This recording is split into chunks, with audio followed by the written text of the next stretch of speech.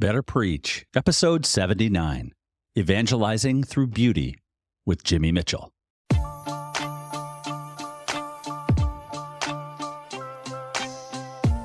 Welcome to Better Preach, a podcast for Catholic leaders on developing and delivering great Catholic talks. I'm your host, Ryan O'Hara, a speaker, podcaster, and consultant, and I'm so excited to join you on your journey of communicating the true, the good, and the beautiful. In Dostoevsky's novel, The Idiot, the character Prince Myshkin declares, "Beauty will save the world." The truth and goodness behind this compelling statement has animated such prominent Catholic theologians as Cardinal Hans von Balthasar, Bishop Robert Barron, and many others in our day. And if I could be so bold, I think beauty might just save our talks, too. And in my conversation today with Jimmy Mitchell, we not only consider the ways in which this may be true in our preparation and delivery of talks, but also the unique way beauty transforms us and invites us to be all that God has created us to be. Believing deeply in the power of beauty to evangelize culture, Jimmy Mitchell's gifts of storytelling and piano playing have brought him to every corner of the world. On top of being the founder of Love Good, he's the director of campus ministry at Jesuit High School in Tampa, Florida, which has repeatedly made national news for its growing culture of conversion. Between his undergraduate degree from Vanderbilt and his master's in moral theology, Jimmy has always enjoyed the cross-section between faith, artistry, and entrepreneurship. Whether he's mentoring young people in virtue or interviewing award-winning artists in his studio, he loves nothing more than helping others fall in love with God. And before we start, please be sure to stop by and say hi on Instagram at Better Preach. I would love to meet you there. Let's get into it.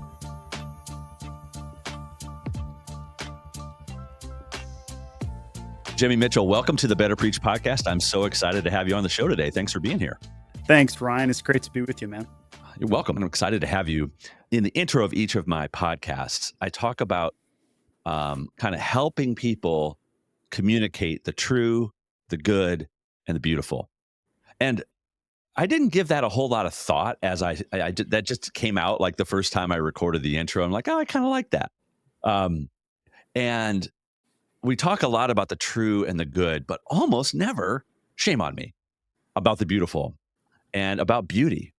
And then here was this opportunity to talk with you. And one of the themes that I've seen as I've observed your work, your call and mission in the world over the last decade or more, is this idea of evangelizing through beauty.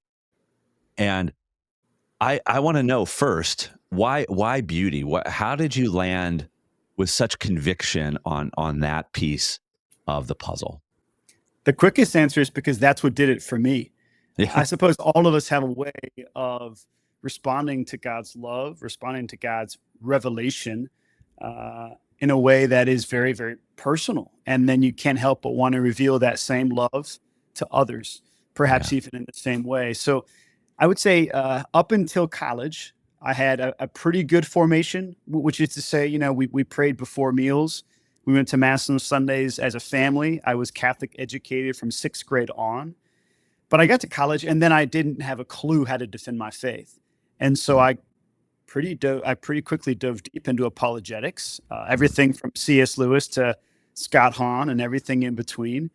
And by the time I was a sophomore, I was just trying to convert all of my friends. They were either atheists who thought I was crazy for having any faith or even sense of morality at all. And then I had a lot of evangelical friends, several of whom thought I was going to hell because I was Catholic. So I felt this need to defend. And I would sometimes pin people up, to walls, at least figuratively speaking. I'd sit down in any coffee shop I could find and debate anybody. And I realized after a couple of years, I had not inspired a single conversion. I mean, not one of my friends was becoming Catholic. And I obviously was, I think, becoming more and more prideful. I think that's how I would describe it. It just became very much about winning the argument. And then I spent a summer in Honduras serving the poor with these beautiful Franciscan missionaries down there. And then I spent an entire semester abroad in London, but I only had class 2 days a week. So I had 5-day weekends to explore all of Whoa. Europe. And it's really there that I fell in love with Christ, that I fell in love with the church, that my prayer life became so much more personal and so much more real. And suddenly the faith, that had previously only really been in my head, and in many ways had been in my life, in my morality, in my approach to Sunday mornings, it finally had sunk into my heart and it had begun to imbue everything. And I can only describe that as an encounter with God through beauty, because it wasn't like I was studying theology. I wasn't. It certainly wasn't even a time of a lot of personal sort of exploration of faith and of doctrine. It was encountering people, and it was encountering creation, and frankly, just a lot of divine providence that convicted me about the way that God speaks through beauty. Was there a particular moment that stands out to you?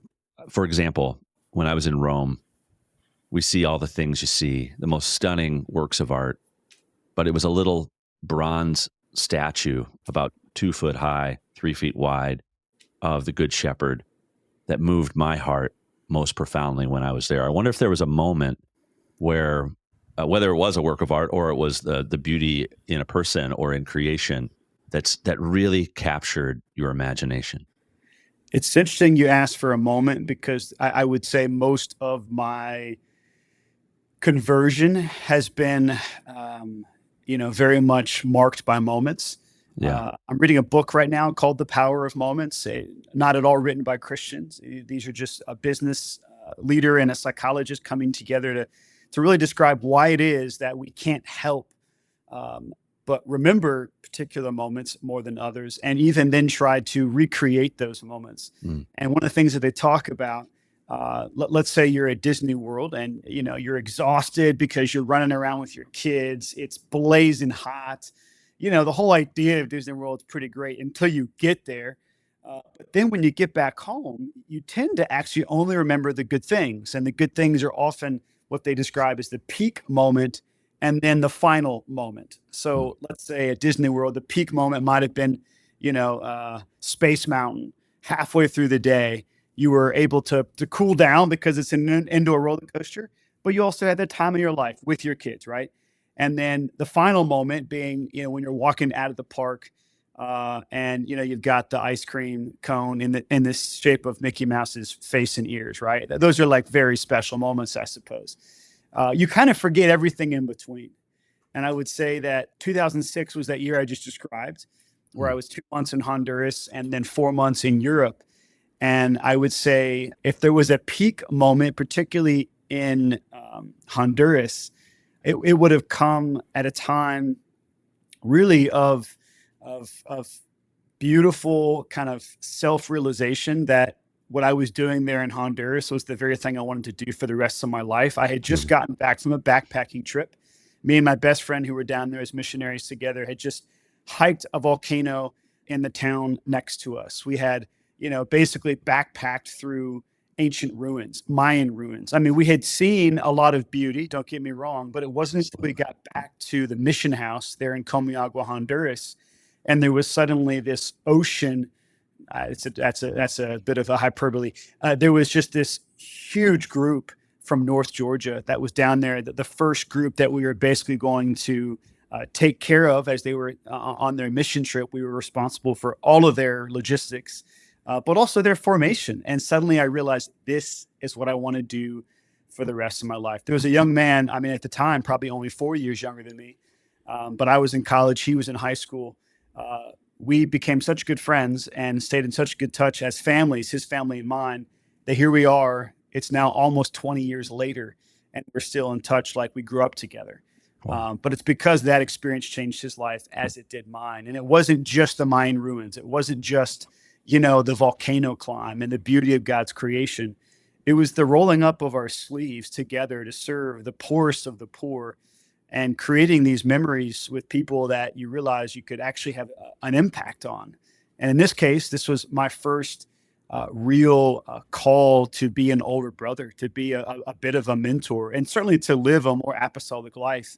Because up until that point, I had never considered a call from the Lord. I had never considered that he might want to do something out of the ordinary and actually use me to help him save souls. That had literally never occurred to me until that summer. And the next thing I know, I'm in Europe, and whether it's the 2-foot bronze statue, which there are many of, or seeing Michelangelo's Pietà or his statue of David, or just the colonnade of St. Peter's Basilica, all the way to the National Gallery, one of my favorite art museums in the world, which is open for free all day, every day in London. All of these moments, I would say, capture a 6-month period that became the foundation for the rest of my life. Wow.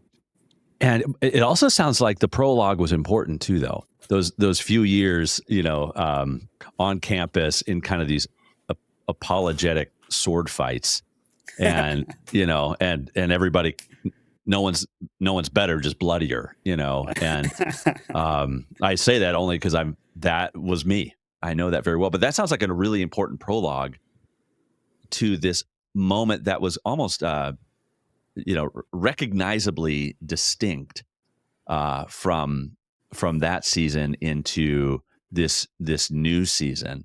How were you different at the end of those 6 months than the person you were when you started? I think, to put it, very practically, this was the year that I always look back at as really the most foundational year of my prayer life. I mean, this was the year that I began praying the rosary every day. I began going to mass every day. I began really engaging with intercessory prayer much more seriously. It was later that I kind of developed a love for the Liturgy of the Hours and even adoration. All of that did, in fact, come later. But That was the year where my sacramental life was finally where it needed to be. I started going to confession much more regularly that year. I started doing spiritual reading, whether that was the lives of the saints or just diving into scripture much more consistently. So I would say, like, spiritually and even practically, those are the things that changed. Now, personally, and kind of at the level of my heart, I wasn't, nearly as self-righteous by the end of that year. I was a lot less interested in winning a debate or being best or being right than I was helping the Lord just win a single soul. So this was also the year where my evangelical zeal began to really flourish. And again, out of instinct, not out of study. I mean, I didn't even know who Bishop Barron was at the time. Maybe nobody really knew who Bishop Barron was in 2006. I had never heard this idea of leading with beauty or evangelizing through beauty. It was just literally my lived experience. Yeah. And suddenly, by the time I graduated college, one of my very best friends had asked me to be his godfather. And it had nothing to do with the late night conversations that we had about doctrine. He was going from basically no faith to the fullness of the faith after 4 years of friendship, largely because of some of those encounters that we had together or experiences we had together while abroad, but also the heart-to-heart conversations, not the head-to-head, the heart-to-heart conversations are what ultimately led to his conversion. So he would be one, I shouldn't even say one, he was really the first of many that I saw go through the same process I did.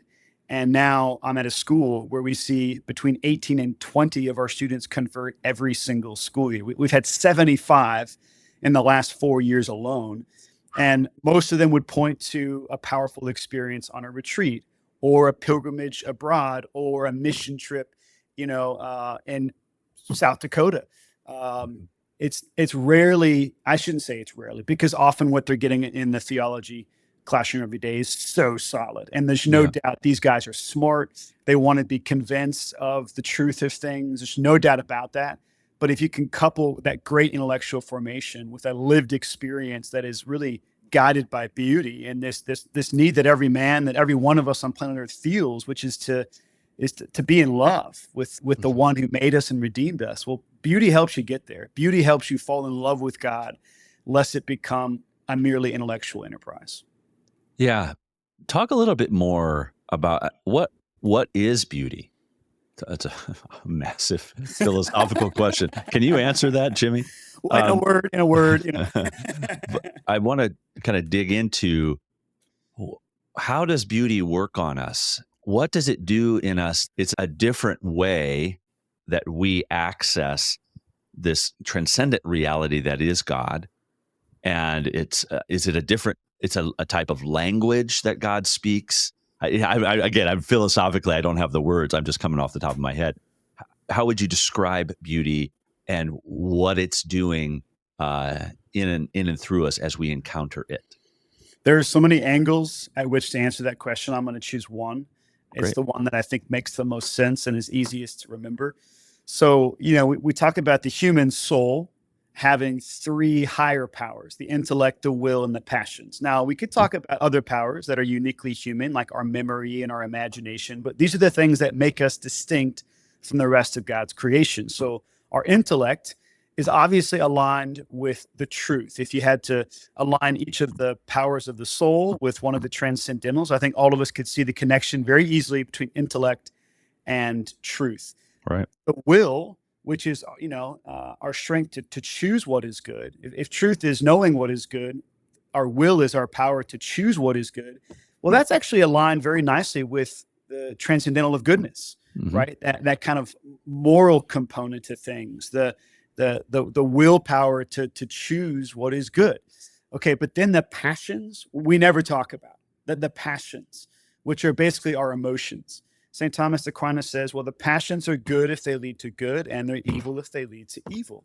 Well, what part might beauty play in purifying our passions, in elevating them? I mean, I hardly have to put it into words because we all have instincts around this, that when you see something or someone beautiful, when your senses are, sort of set afire and they're moved in a very captivating way and in a very sort of powerful way where you're coming out of yourself, that's nothing less than our passions being, rightly ordered as they are encountering beauty.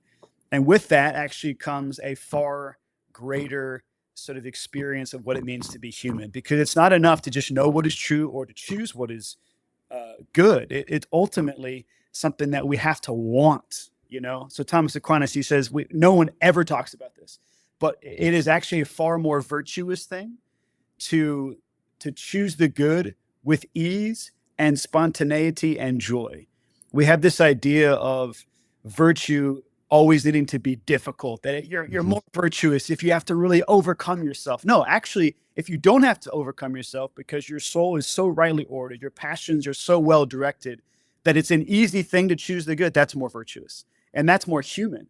So this is what beauty can do. It can make us more human. It can actually take these wild, sometimes disordered passions that we all have, and it can orient them back towards God, and all that goes with a relationship with Him. And I tell you, it's a lot easier than just trying to intellectualize yourself into the faith, or kind of morally grit your teeth and clench your fists, hoping to one day be a saint. No, just fall in love with God. Allow your passions to be completely transformed, initially awakened, but transformed, even healed by the beauty of His love that's pouring forth in every aspect of creation and every sort of, facet of life, if we have the eyes to see it. And suddenly becoming a saint isn't so scary anymore. It's not so daunting, because it really is just about falling in love and staying in love, and beauty helps you get there. Could you share an example of what it looks like, our passions coming awake in light of the beautiful? What's a passion that is stirred, and what is someone encountering that the true and the good? Again, it's not that they're disconnected, they're distinct, but not disconnected. Is there an example that you could point to, maybe even in your own life, even since then, how that has continued to be true in you?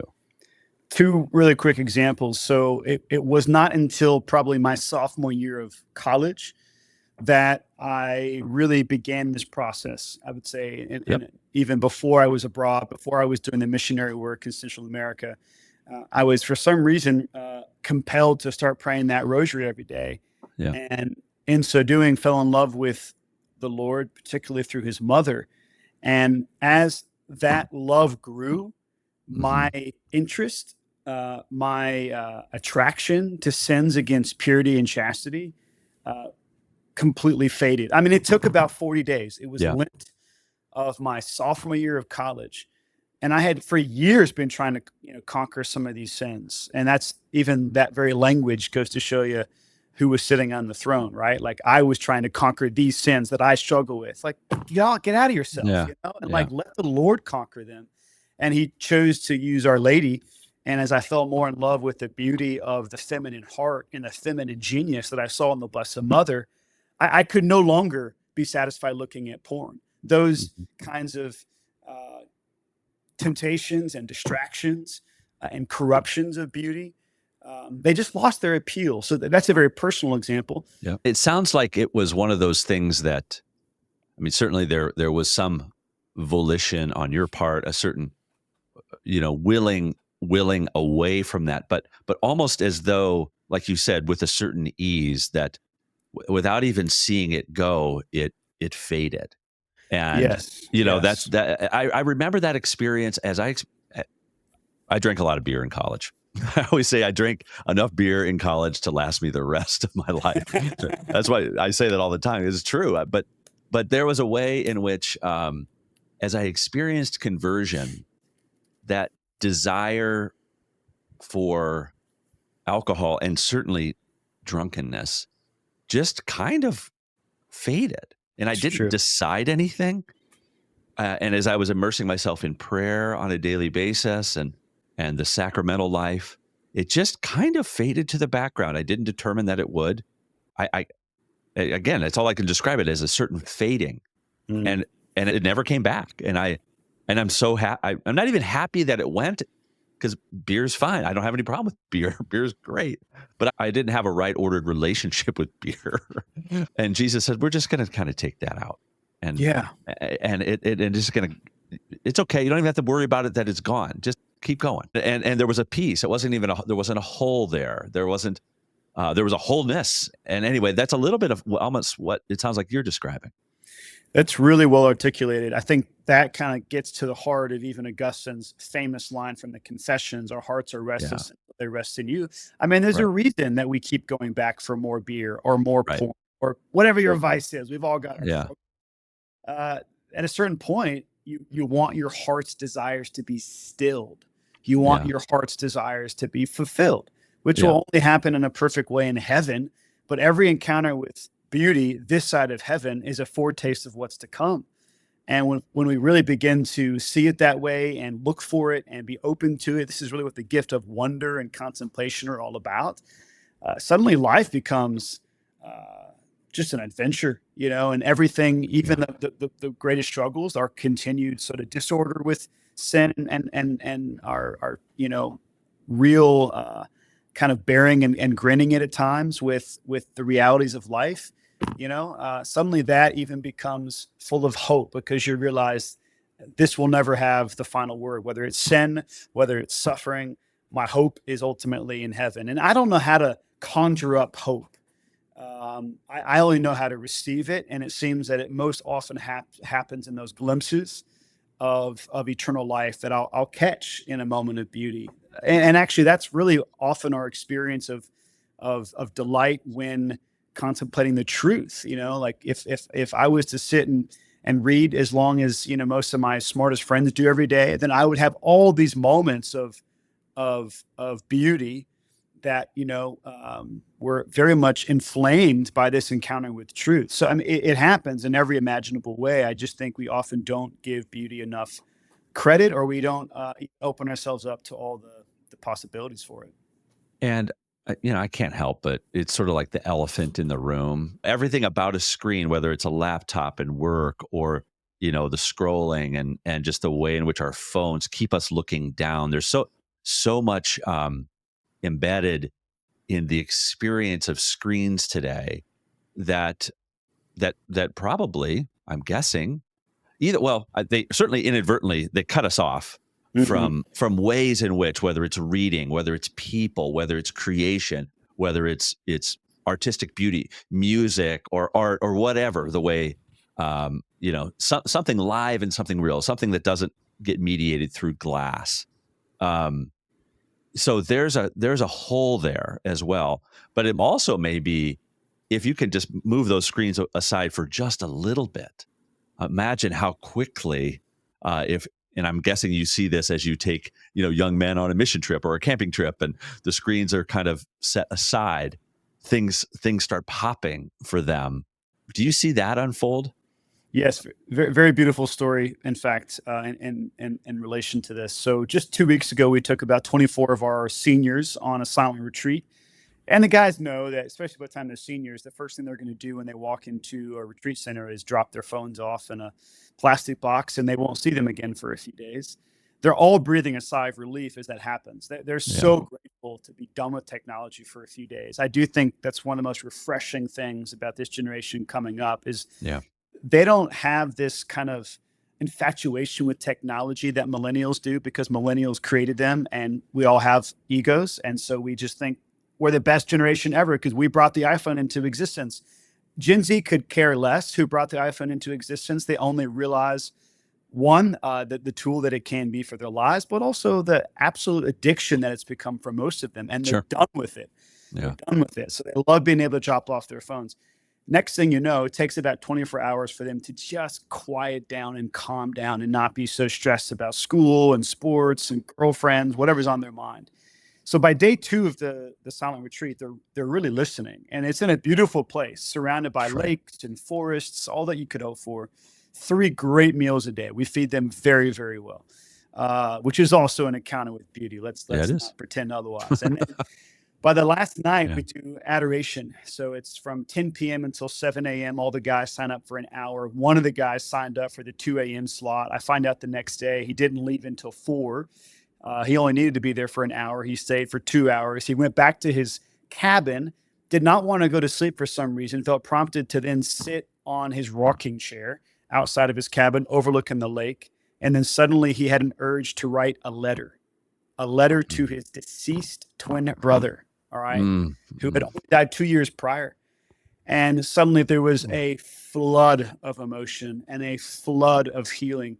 And he said, Mr. Mitchell, that would have never happened under any other circumstance, except that I was 48 hours away from technology, coming out of 2 hours of adoration, getting very comfortable with the silence. I heard the Holy Spirit tell me to sit and not go to bed yet. I then heard the Holy Spirit tell me to write that letter.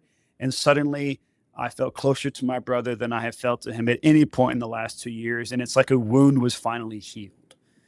All of that came out of the silence. It came out of the beauty.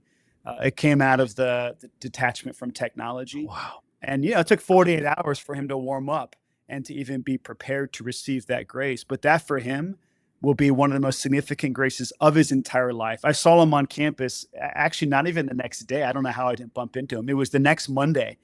And it was immediate, like the smile on his, I'll never forget the smile on his face 3 days later. I mean, he just lit up. Because as soon as he saw me, he was remembering the retreat and the grace. And you think, how blessed am I to be associated with that moment for the rest of this kid's life? But that's what happens when we turn technology off. We get comfortable with silence again, and we allow beauty to speak. Yeah. Wow, what a great story. In our conversation so often in the podcast, it's just kind of an area that we haven't talked much about. I think it's in the background of so much of what people might be thinking about as they think about talks, but it's also something that doesn't get boxed in to talks in the same way that the true and the good might. But I believe it's there, and I believe there's these transcendentals are all at work, and so I wonder if you could take us to some practical thoughts around. I want my talk to leverage beauty, and that beauty is a standard, is a target that I have for my talks, that it's present, and that there'd be an encounter with the beautiful as I speak and as I lead. Do some thoughts come to mind as to what it is we need to think about and look at when it comes to this transcendental? Some of it, I think, is in the preparation, and then the rest of it really is in the practical application. So on the preparation side, I've heard this phrase more and more over the last few years, not Lectio Divina, but Visio Divina. Do we spend time, even in our own personal prayer lives, contemplating, a scene from the scriptures while looking at a beautiful painting of it. So, for example, Caravaggio's St. Thomas, where he's pressing his hands into the side of Christ. I mean, that's an image that I saw in a stairwell of the North American College Seminary in Rome 18 years ago, and probably didn't see it again for years, but it stuck with me. And now it's one of my favorite images that I've, put up in my house. And I contemplate that image in prayer all the time. Now, why might that be important in the preparation? Well, because then you're going to probably more likely go into a fairly personal, slightly contemplative explanation of who St. Thomas really is the next time you're preaching about him. The next time he comes up in a talk that you're giving, suddenly it just feels personal because you feel like you were there the very moment that he encountered Christ after his resurrection. So some of this is just very Ignatian. It's using our imagination and more than just the words of Scripture, even the images of sacred art. I think a lot of times we, are very drawn to particular movies, particular artists for very good reasons, So there's a lot of beauty and a lot of humanity to be found in The Chosen or series like that. There's a lot of, I think, beauty and a lot of humanity to be found in great literature. I think we should be reading great literature. If we're serious about preaching, if we're serious about speaking the truth and doing it with beauty, we need to learn how the great literary giants of our faith have always done that. So there needs to be a certain poetry even in our prose. There needs to be a certain rhythm in how we go about speaking that, makes us more storytellers than, let's just say, teachers. At that point, it's much more of ourselves that we're giving, than just the truth. And the reality is we need both. St. Paul writes that so clearly in one of his letters. I've come to give you not just the gospel of God, but my very self. So there's got to be a gift of self, I think, in this, and that's got to flow out of our own preparation. And it's more than just studying catechism paragraphs and Louis Giglio talks online. Like, come on, like, we've got to be personal, and we've got to allow there to be a natural, really supernatural way in which God speaks through us, like in a way that he can't speak through anybody else. So we've got to cultivate that, Then in the actual, delivery of a talk, of a homily, of anything, I'm always thinking about visuals. And I'm thinking about all the potential audio and visual that can come into a talk. So it took me years to develop this confidence, but I started playing the piano in a lot of the talks that I give, beginning with some camps and some parish missions, and then eventually Steubenville conferences, because I figured, let's just see if it works. And it suddenly became like the thing that everybody talked about the most after the fact. They could have cared less what I said. They don't remember anything that I said, but they remember the 3.5-minute song, original piano composition that I played, that I set up in a very personal way, but then became a very contemplative moment of prayer for them. Similarly, they remember some of those images that I use on the screen behind the talks that had minimal words, but maximum kind of visual impact. So I do think about graphics. I think about images. I think about music. I mean, you go to any major event like the National Eucharistic Congress, for example, your senses are going to be overloaded in a very beautiful way. And I think we have an opportunity to do that with our own gifts, our own talents, even in our own individual talks, whether we're at a major conference or just doing a little confirmation retreat down the road.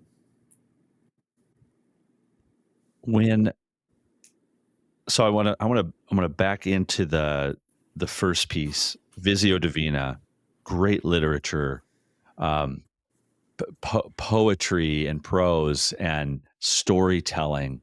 When you think of great literature, what comes to mind for you that has had a deep impact in your life? Right now, I'm for the first time reading Les Mis by Victor Hugo all the way through. The first 100 pages are just about the bishop. And if you read that and you don't want to be a hero, you don't want to be a saint, I don't know if there's any hope for you. The way that this man is described is just so captivating. So that's a very recent example. But there's a book by Michael D. O'Brien called Father Elijah, very famous book. Another one written by the same Canadian novelist that I would say is even greater is called Island of the World. And it is one of the most tragic books I've ever read in my life. I've read it twice now. It's like 800 pages, so you got to brace yourself. But you are brought into this main character's suffering in Croatia during a communist regime in a way that is so full of tragedy and redemption that by the end of reading it, you are just more human. I mean, your entire understanding of the human experience shifts. Your own understanding of self shifts. Your understanding of who God is and what we talk about, as redemptive suffering, what that actually means shifts. And so, yeah, I'm a big believer in stories. I mean, it's obviously what our Lord did in so much of his own preaching. I would say that's still an area where I'm really trying to grow myself, and my ability to tell a story.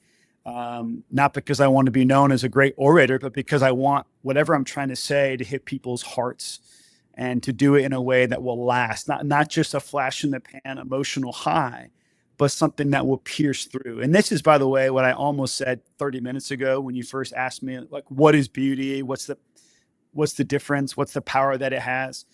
Well, it pierces the heart. Like, that's the power. That's what makes it different. It can even bypass the intellect. And so too can counterfeit beauty. Counterfeit beauty bypasses the intellect too, which makes it so nefarious, right? But true beauty has a way of shifting things in our heart and our soul, reordering things towards the divine, and just reminding us what it really means to be human. So I'm a big believer in it, but I think it's something that I'll spend the rest of my life integrating.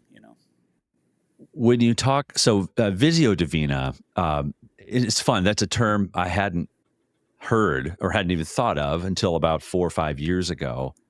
And today with the internet, you could just search images with the prodigal son image or whatever. Just pick the gospel story, pick the anything story, and look for the images that are associated with it. Now, of course, you have to filter through a whole variety of things, but then something may capture you. Like it's not even hard to do.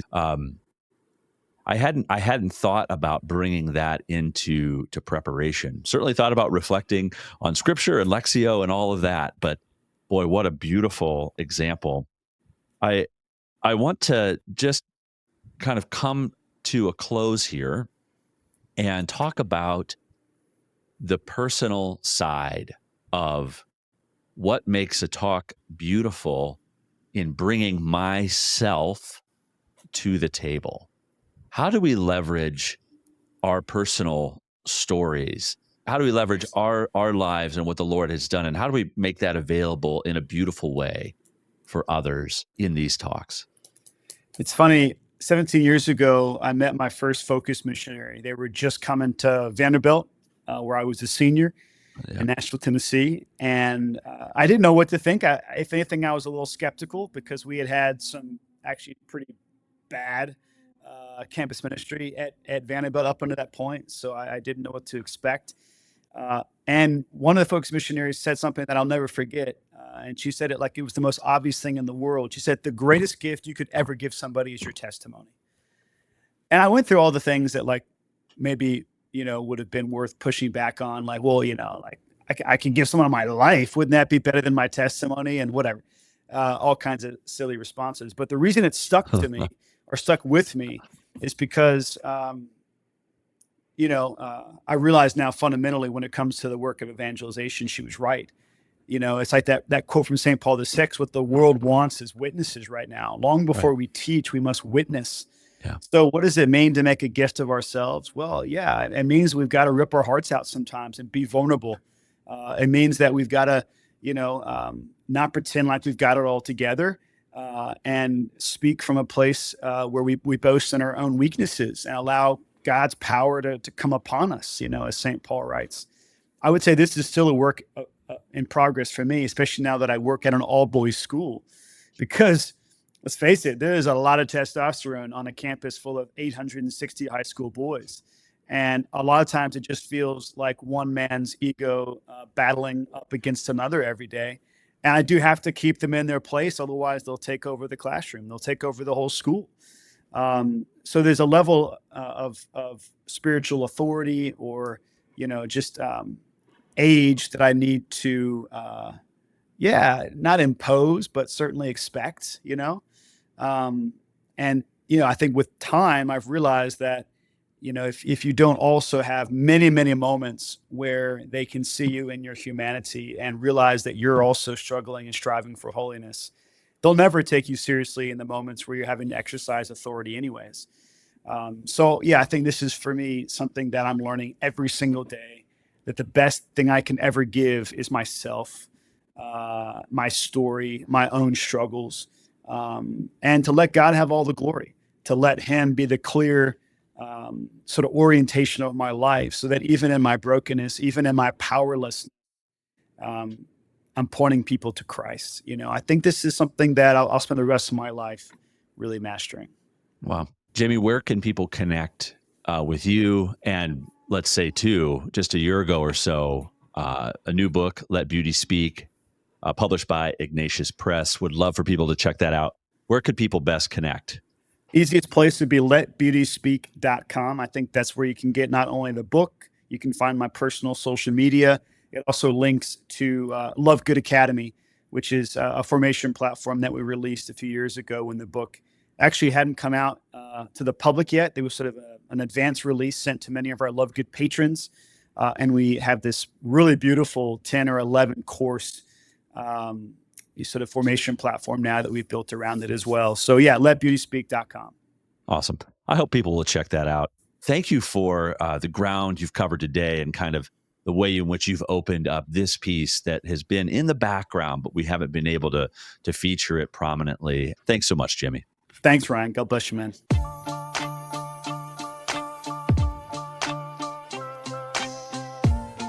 If this podcast has been helpful to you, please leave a rating and written review on Apple Podcasts or Spotify, or reach out on my website. I would love to hear what you think about the podcast at ryanohera.org/betterpreach. There's a little email contact form there. Would love to connect. You have millions of choices when you podcast. Thanks for pressing play today. See you next time.